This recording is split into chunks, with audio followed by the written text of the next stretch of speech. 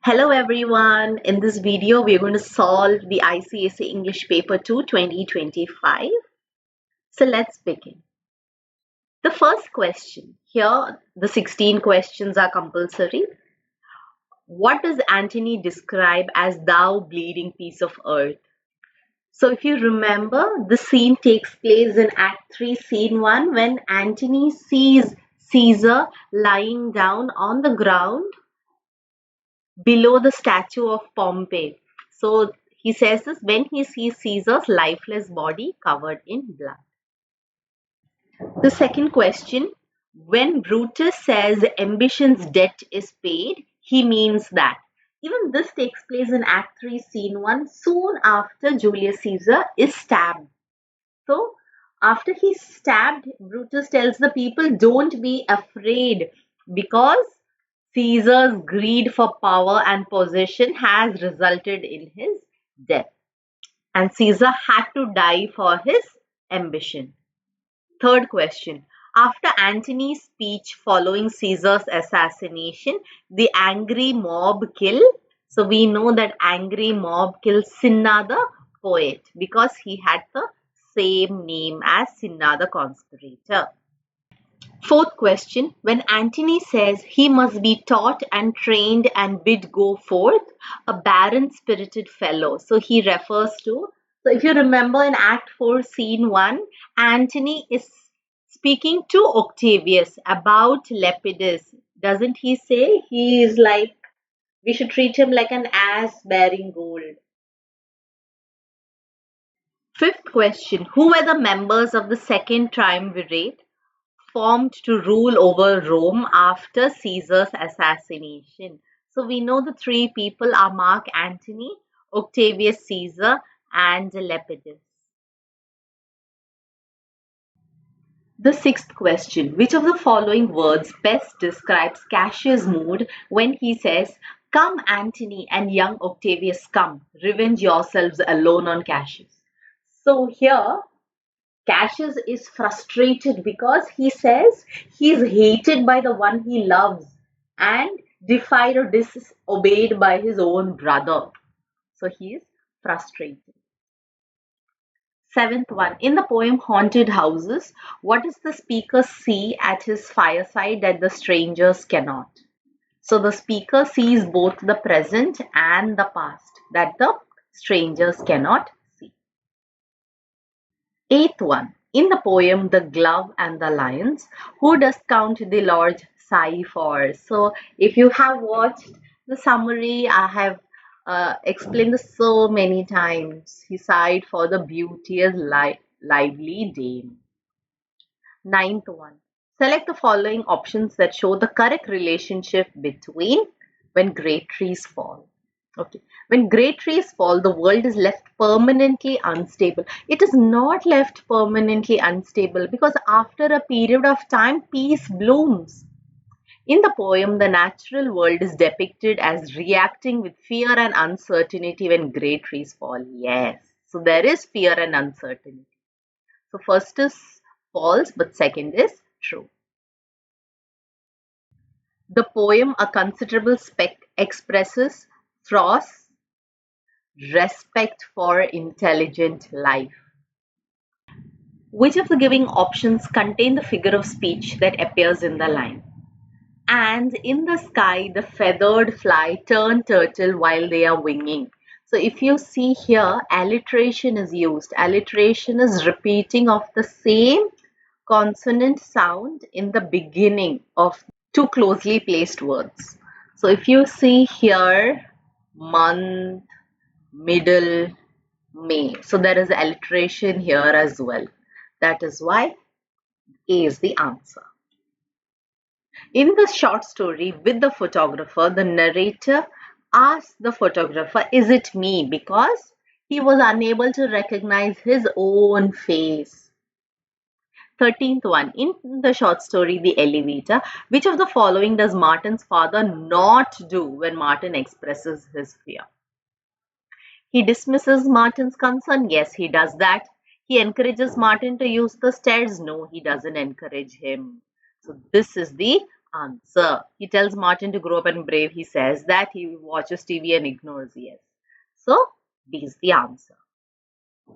Choose the options that list the sequence of events from Ray Bradbury's short story, The Pedestrian. Okay, so first is Leonard Mead loves to walk through the empty streets at night. After that, one night, as he is nearing his home, he was stopped by a police car. Then they asked him a series of questions, and since his answers were not considered, okay, were considered odd and unacceptable. So it is 3142. Yes, so this is the answer. Where was Adjoa born? Adjoa was born in Ghana. And the village name is Hazardzi. Next, the last one. Why did M. Hamill have to leave the school after 40 years of service? Because he was no longer allowed to teach French any longer. Why? Order had come from Berlin to teach only German in the schools of Alsace and Lorraine. That's why. Now moving to section B. So when I was teaching this part, I remember saying that this was a very important part and I'm so glad it came in the examination. And you won't believe when I gave my board exam very many years ago, the same question had come. So yes, history is repeating itself. So let's go to the question. So what does Antony say he's there for? What does he say he's not there for? What do you think he's actually there for? So very briefly, we'll go through the answers. So Antony says that he's not there to praise Caesar, but just to bury him. But he's actually here to manipulate the crowd against the conspirators. Second, what were the three conditions? So Brutus has said that he will not blame the conspirators. The second one was that he will say that he's speaking with their permission and he can talk all praise about Caesar. So the three arguments that Antony gave was that one, he was a friend, faithful and fair to Antony. He has brought many captives home to Rome. His ransoms have filled the public treasury, and it does not seem that Caesar is an ambitious man. And also, when the poor have cried, Caesar has cried with them, which isn't a trait of being ambitious. And also, if you want, you can write this that he had refused the crown thrice. So that also shows that Caesar wasn't ambitious. The fourth question. So Antony keeps repeating and saying that Brutus says that Caesar was ambitious and Brutus is an honorable man. So this way he is manipulating the crowd against Brutus. Which one argument of Antony do you think had the greatest impact? So you can say maybe the greatest impact was saying that Caesar has left all of them 75 drachmas in his will and all the public gardens. So that had the greatest impact on the people and they got riled up. Before the speech, they were not ready to even listen a word against Brutus. And towards the end, they were ready to burn all the conspirators to death. So this extract takes place in Act 5, Scene 1. Why does Brutus say no, Cassius, no? So he tells Cassius that don't ever imagine that I will ever allow myself to return to Rome in chains. So if they lose the battle, then Brutus might be chained and led through the streets of Rome in chains. Brutus says whether we shall meet again, I don't know, because he's not sure whether they are going to be alive or dead after the war. So what was the work that began in the Ides of March, which is to kill Julius Caesar? So if Brutus and Cassius lose, then Octavius, Mark Antony, and Lepidus, the triumvirate, would rule over Rome. So if you remember the strange occurrences, Cassius had noted that two mighty eagles, they were eating from the hand of the soldiers. However, now those eagles were replaced by ravens and crows and kites, and they looked down upon them as if they were weak prey. Brutus had asked Strato to kill him. And this manner of dying contradicts the philosophy by which he had lived his life, is because Brutus had said in the beginning that, according to his Stoic philosophy, it had made him condemned Cato for committing suicide. And he had said that he plans to be patient and submit to whatever the gods had decided for him. He also had said that he finds it cowardly and vile to kill oneself early to prevent possible suffering later on, and unfortunately, he had died in the same manner. Antony calls Brutus the noblest Roman of all. Antony says that because the rest of the conspirators had acted out of jealousy of great Caesar, and only Brutus had acted from honesty and for the general good of Rome. So this shows that Antony is not a cruel person and he respects other Romans for who they really are. Moving to the next section, which is the story of the elevator. And all these questions, if you see in the final revision video that I had put of these short stories, I had covered all of these questions in the bullet points. So for those who watched that video, I hope you found that useful. Now moving to the last lesson.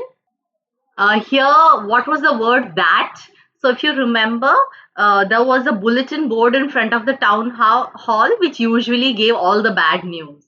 So the other bad news was the lost battles, the draft, the orders of the commanding officers, and so on.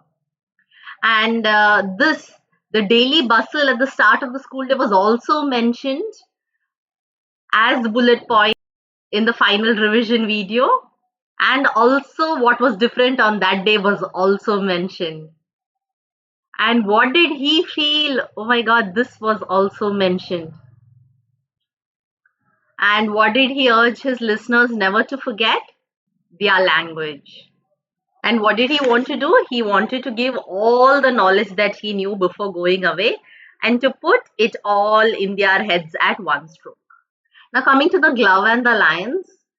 So the scene at the beginning of the poem and all of this I think was pretty easy. So all these answers were mentioned in the final revision video. So here, what was the narrator doing when he spotted the speck? So he was writing in a white sheet of paper, because if you remember, it is said, set off across what I had written there, and I had idly poised my pen in air. So which shows that the narrator was writing in his manuscript. So why does the writer think that he was dealing with an intelligent creature? Because the dust mite was acting intentionally and it also showed survival instinct. And later it was deliberating also what to do next. So he felt that he was dealing with an intelligent creature.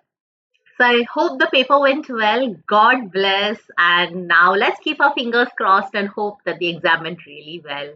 All the very best for your other examinations. Take care.